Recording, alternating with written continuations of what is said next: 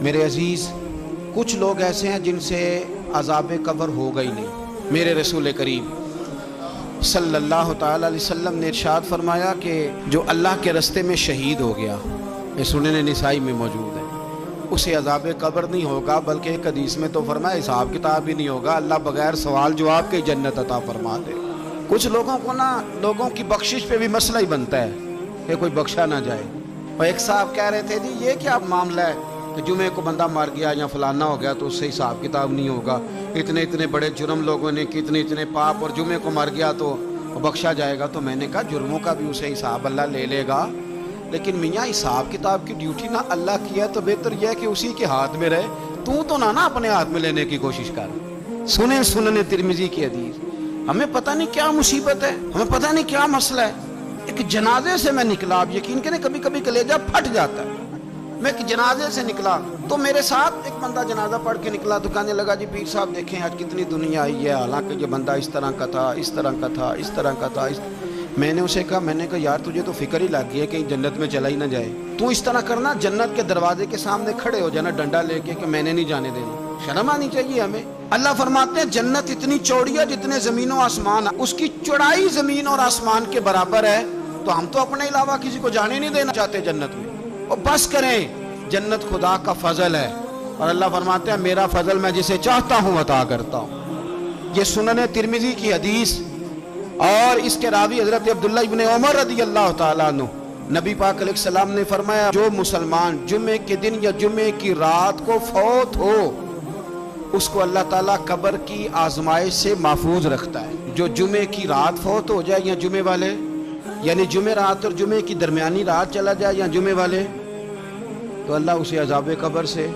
تو میرے عزیز، جو بندہ شہید ہو اس سے عذاب قبر نہیں ہوتا، جو آدمی جمعے کے دن یا جمعے کی رات چلا جائے اسے بھی عذاب قبر نہیں ہوتا۔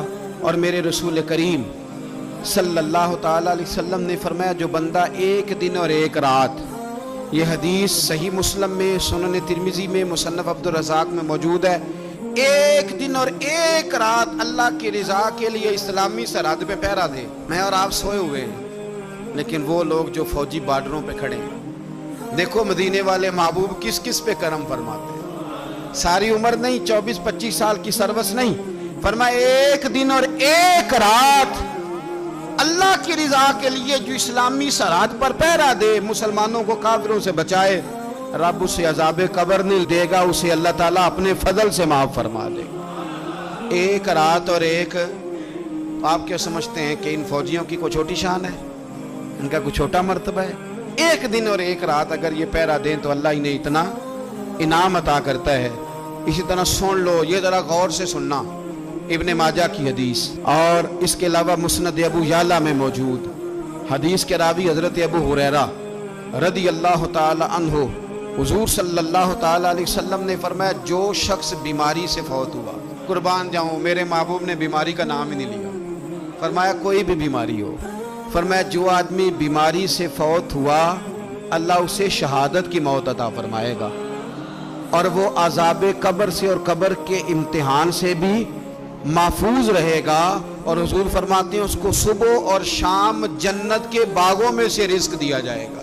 جو کسی بھی بیماری سے مرا، یہ لوگ بیماری سے مر رہے ہیں تو لوگوں نے اچھوت سمجھ رہے ہیں، اچھوت، یہ اچھوت نہیں ہے، اس لیے کہ لوارث نہیں، یہ خدا رسول کے ماننے والے ہیں، تم انہیں اچھوت کہہ رہے ہو اور مدینے والے رسول انہیں شہید فرما رہے ہیں۔